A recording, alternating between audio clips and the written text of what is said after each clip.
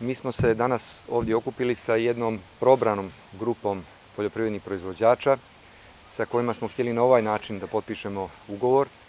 Prije svega iz razloga što kada god gledamo aplikacije koje se podnesu, onda se trudimo da nešto što je malo drugačije, što je specifično, što je neobično izdvojimo i na taj način da i mi sami potvrdimo da uočavamo to po čemu se vi izdvajate od drugih.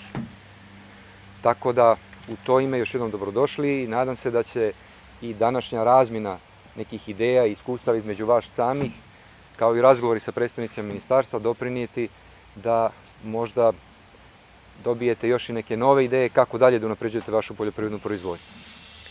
Ono što mi je također drago jeste da se broj učesnika po pozivima Midasa stalno povećava. I mi smo na 4. poziv imali 500 aplikacija.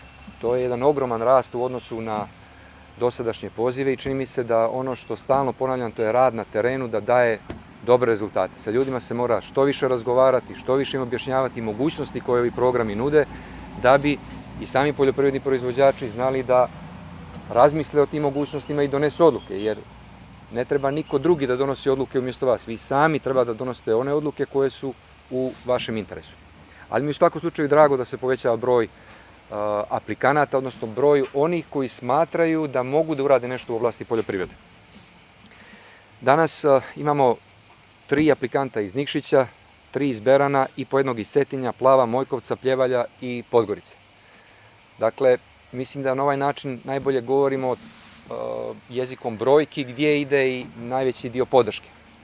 Tako da to što se pojedini mediji zdušno trude da prikažu da se ne investira ili ne pomaže sjeverni dio Crne Gore, mislim da će sami podaci iole normalnom čovjeku pokazati ko je u pravu.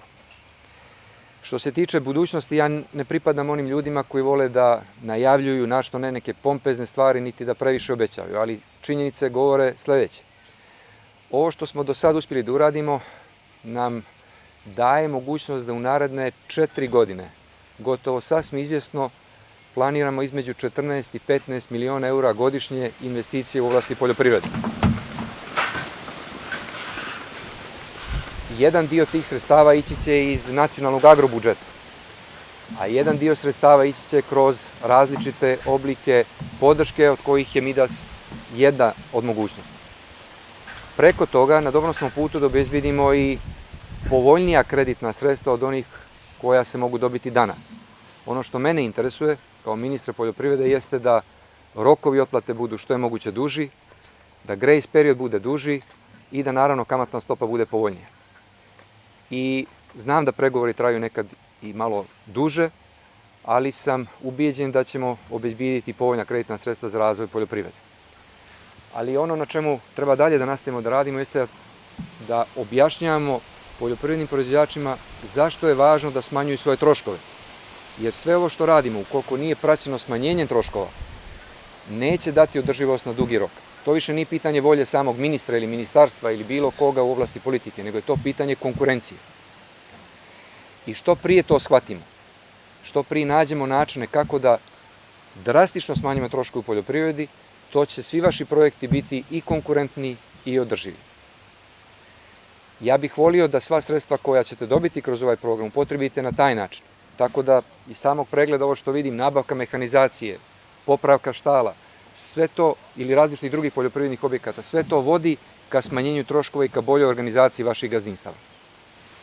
Možda će vam pomoći biti i kodeks dobre poljoprivredne prakse koji smo juče promovisali, a koji govori o iskustvima upravo iz Evropske unije i onih poljoprivrednih proizvođača koji su išli korak po korak od malih ka srednjim ka velikim poljoprivrednim proizvođačima. Ja vam savjetujem da to pogledate, ukoliko imate bilo kakvih dodatnih pitanja, svim ovdje stojimo na raspolaganju.